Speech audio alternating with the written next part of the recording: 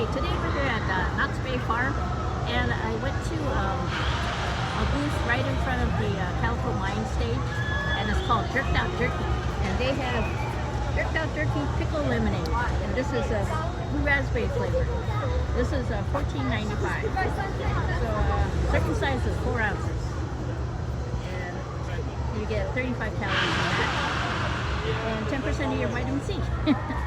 So she said shake it a lot, because there are pieces of, I don't know if you can see it, but there are floating pieces of pickle in there.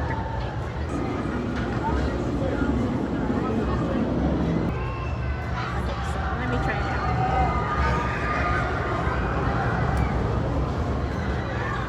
Okay, the pickle taste is there, but it's not so sour that you can't drink it. You do get the sweetness of the lemonade and the blue raspberry. If you're lucky, you'll get a pickle in your ear.